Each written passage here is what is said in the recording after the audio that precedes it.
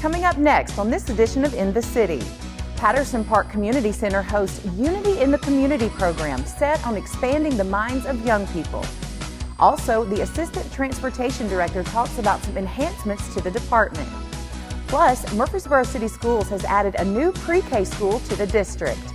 And the Murfreesboro City Council was presented with a concept plan for daylighting Town Creek. We'll tell you all about those stories and more coming up right now on this edition of In the City.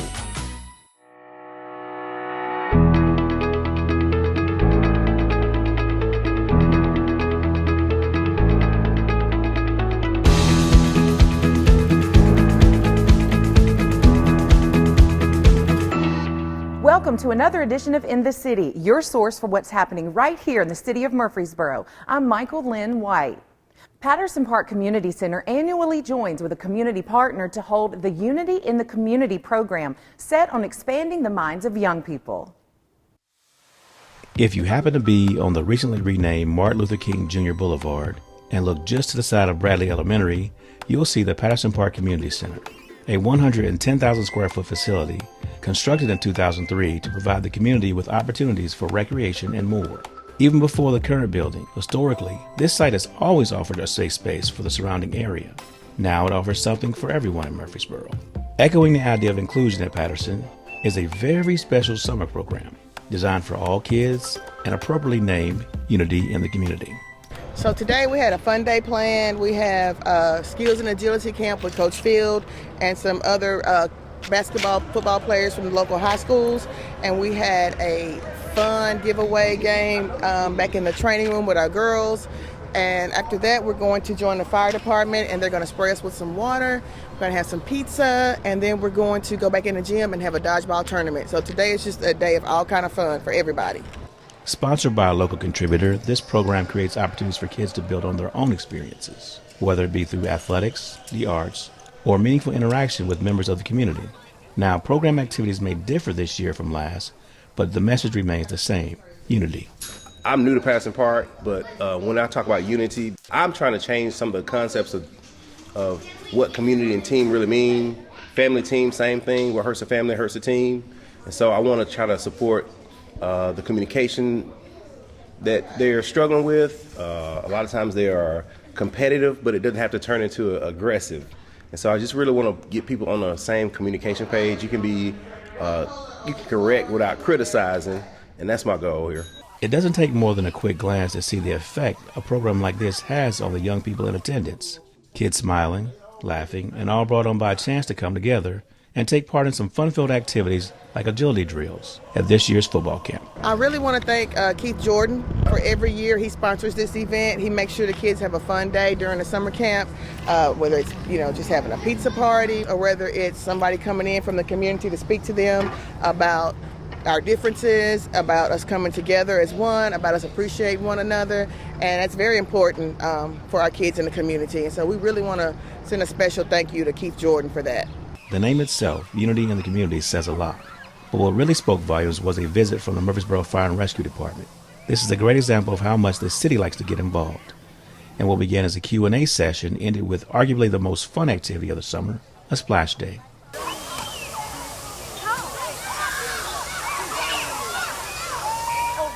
Well, these are our future.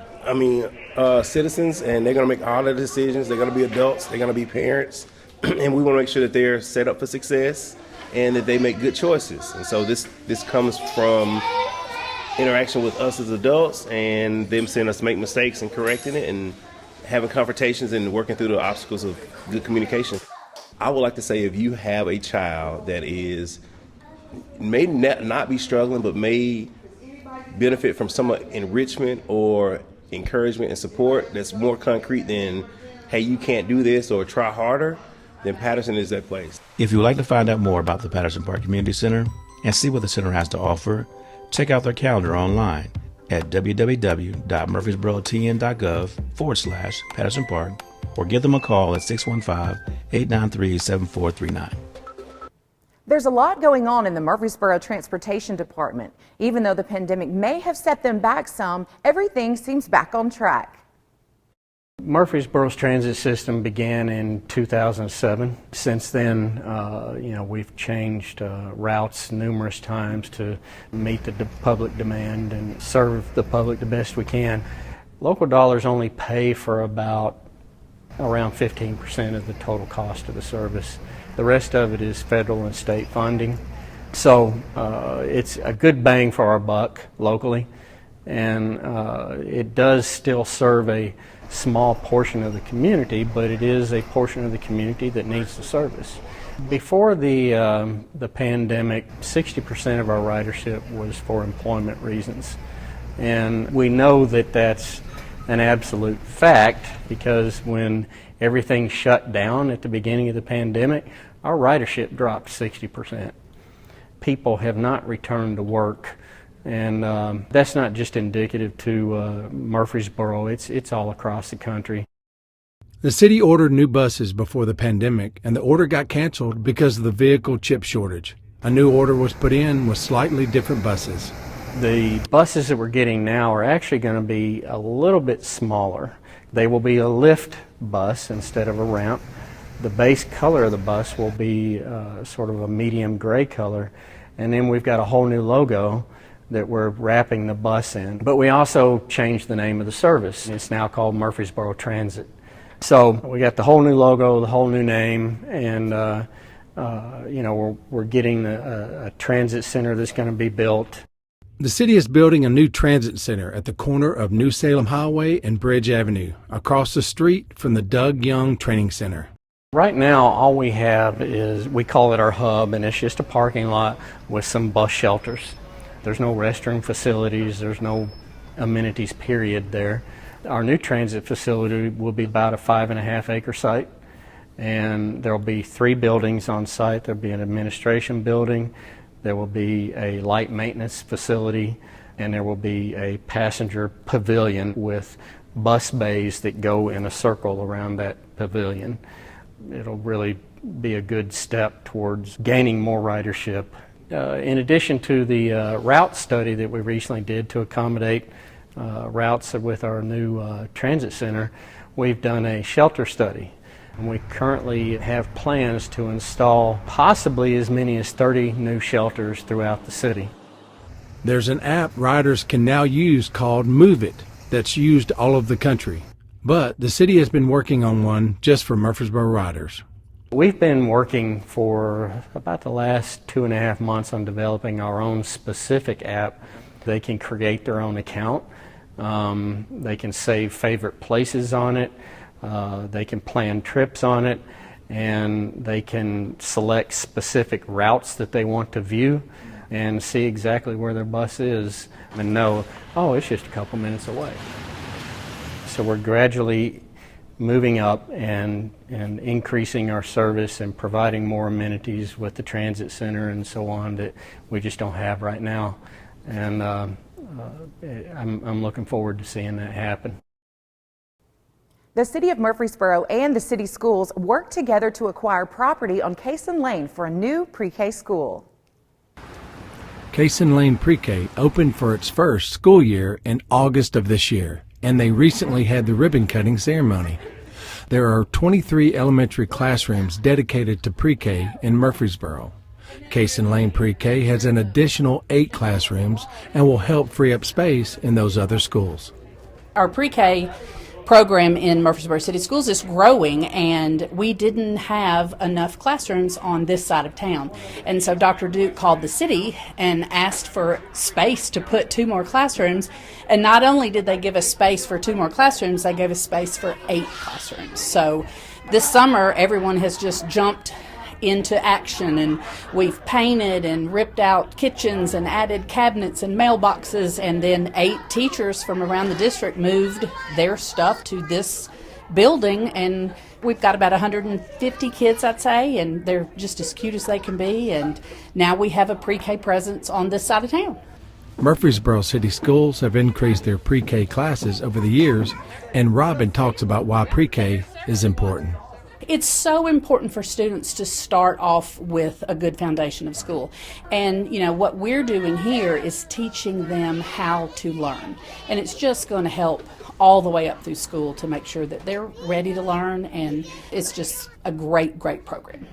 Murfreesboro City Schools Director talks about the type of child that is served by these pre-K classrooms. We have a combination of what we call our voluntary pre-K, which is an income-based program, and our integrated pre-K program, which is for students who have special needs. We have students with special needs who come either in the morning or in the afternoon for a 3-hour day. And then our voluntary pre-K, we've had to stagger our start times, but it's worked out real well. Our parents, they come at the appropriate times. It's been great. We started this project, I don't think we even took possession of the building until May 1, and from May 1 until the end of July, a lot of work has gone into it. But then everyone from our maintenance team to the city staff have worked so hard all summer. I could not have picked a better staff if I had gone around the district and handpicked them. They've come together really well. We're just a little small faculty and just like a great family already, so I'm real proud of them, and I'm glad to have you here and all of the support that everyone has given us, and welcome you back anytime. We're real proud to show off what we're doing here at Case and Lane. Okay, ready? 1, 2, 3. Case and Lane!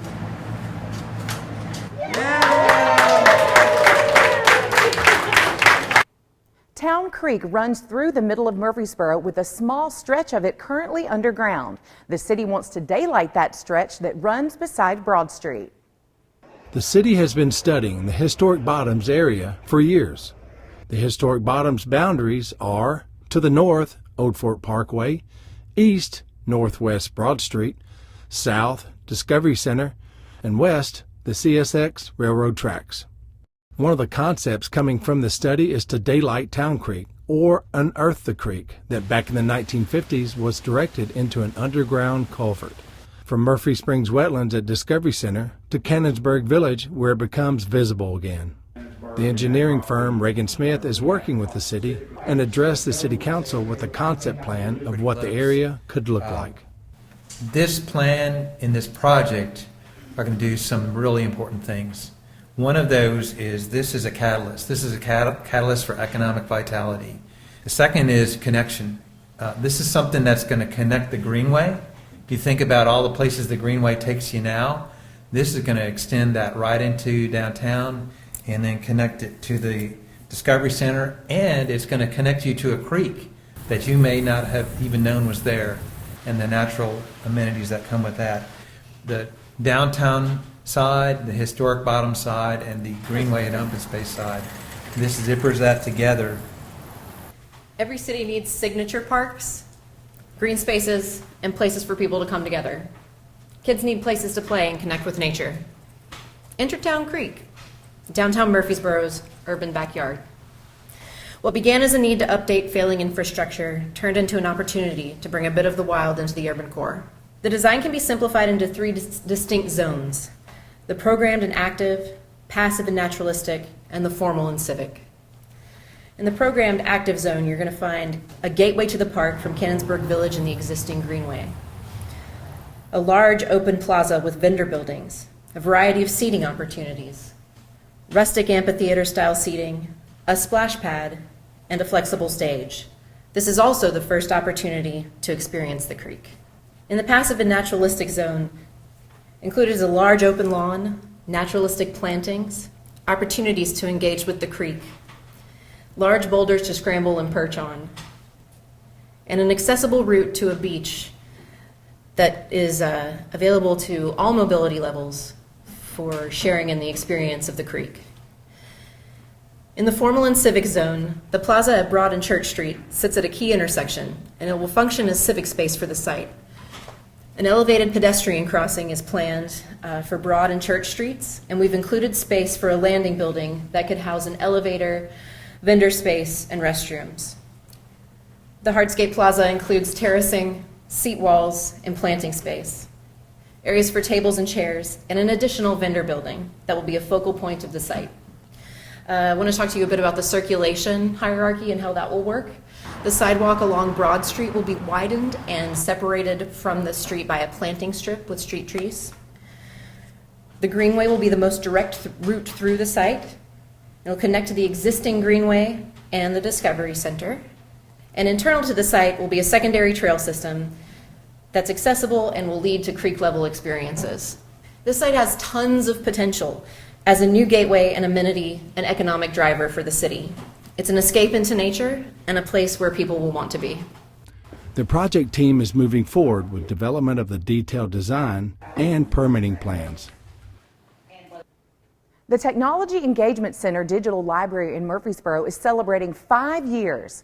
5 years ago in Tennessee, there were no standalone digital libraries and very few in the country.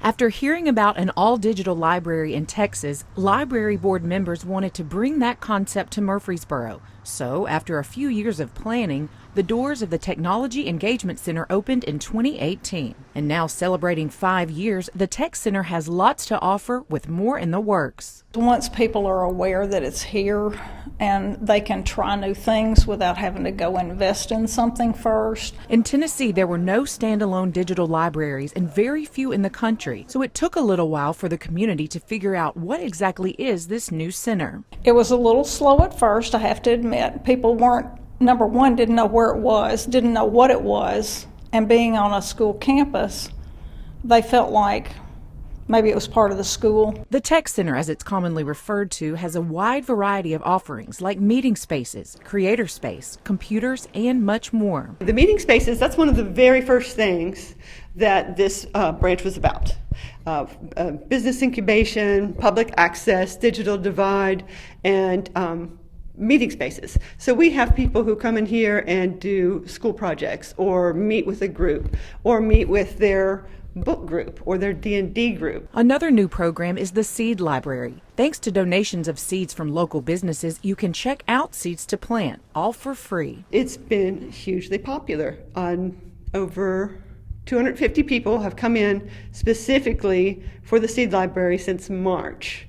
That's a lot of people for this branch. Staff at the Tech are very excited about and proud of a new feature, the recording studio that was once a storage closet. The recording studio came about because several of the IT people were in bands, and they went, do we really need both of these storage closets?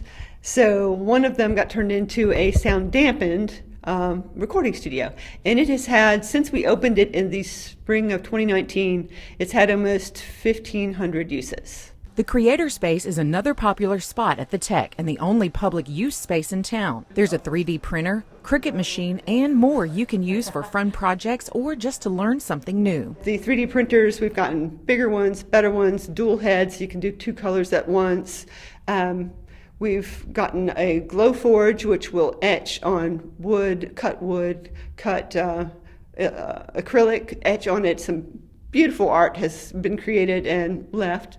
We've gotten some pictures. The staff here are all very taken with that. Before you jump into a project, there's a bit of prep to do so you're ready to create. All you need to do is take an orientation, and with one of the staff members, there are a couple that are into teaching, that are enjoying it, but it is self-led after that point. Since the beginning, the Tech Center wanted to offer the community things you couldn't get at a traditional library. So next time you want to try something creative, the Tech Center is your spot, and there's something for all ages. But we found that kind of evolving into the things like the STEAM kits and the 3D printers and more of the laser printers and laser cut printers and vinyl and all of that kind of stuff.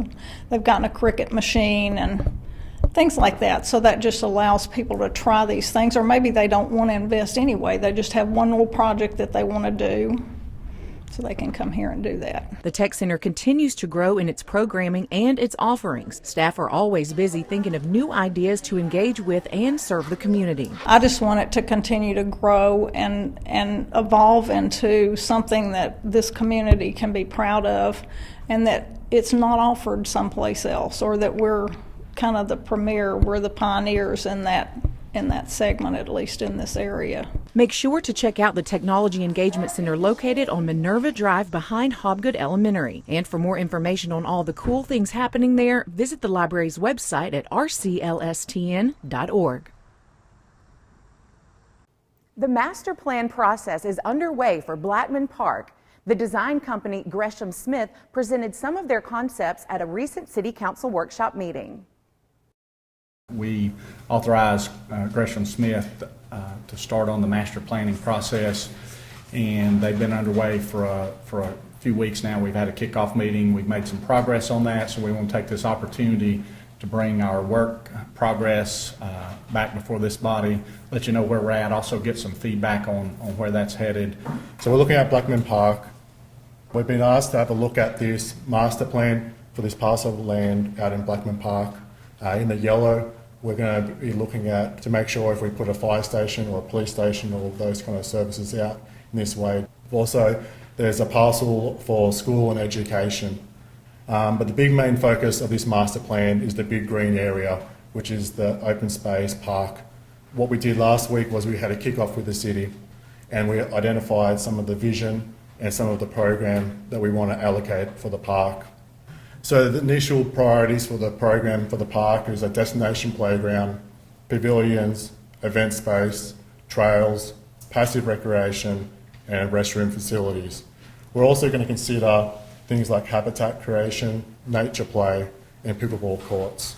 This next slide just sort of picked up certain words that the city team were sort of mentioning as we threw out our kickoff: cultural, nature, sustainable, environment, habitat, nature play, robust, no annuals, so more native kind of plantings, nature within the city, education, destination, modern and clean design.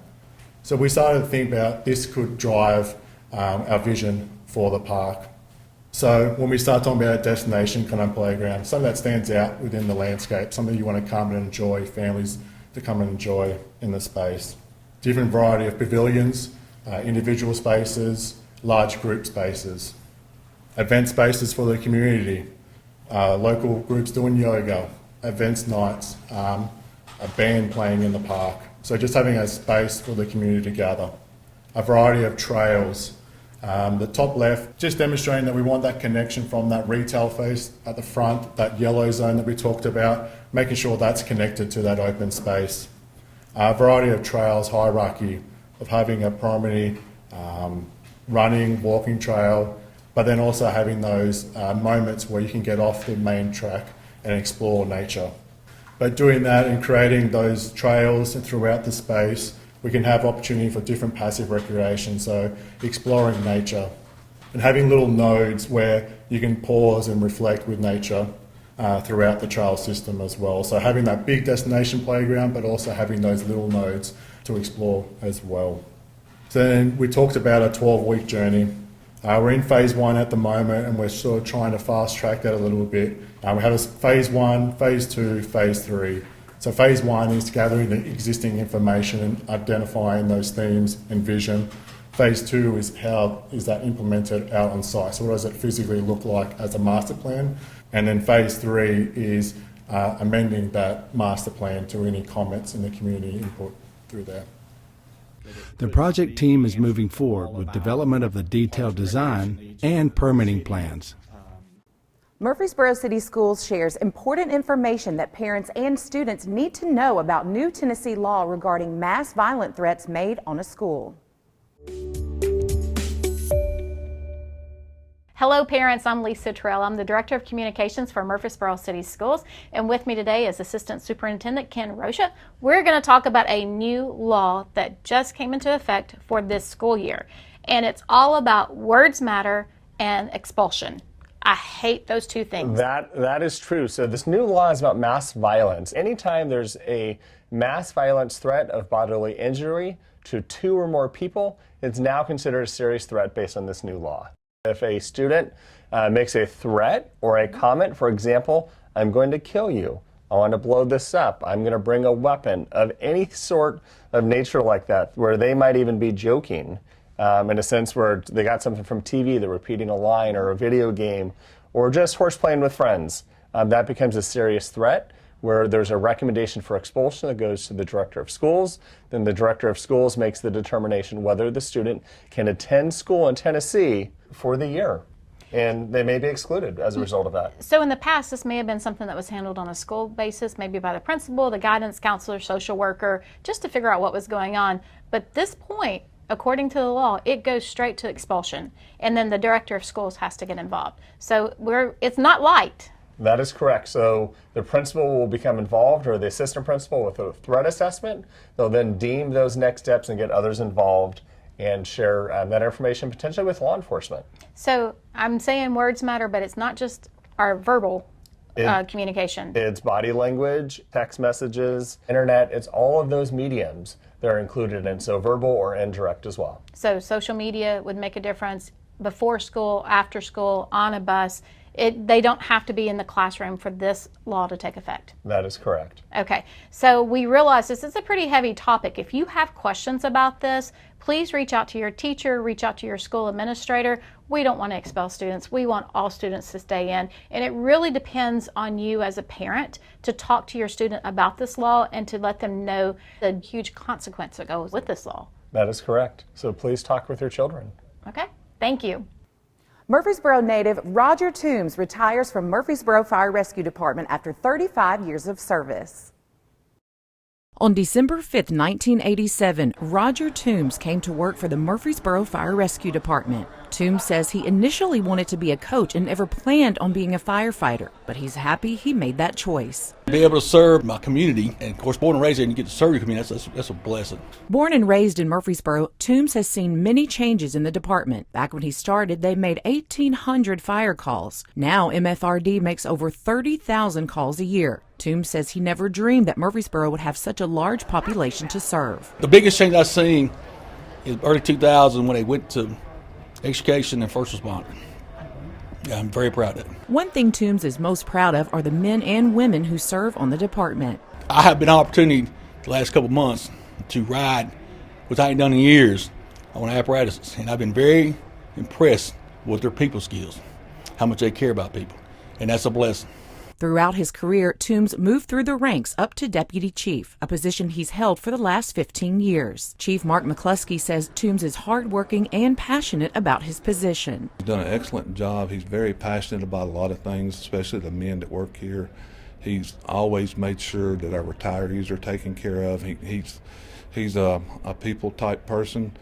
He likes to go to all the stations, checks on the guys. After serving his hometown for 35 and a half years, Toombs says he's looking forward to traveling and spending time with his daughters. And although it's bittersweet, he knows he's leaving the department in good hands. I know when I leave, it's in good hands with staff and with Chief McCluskey.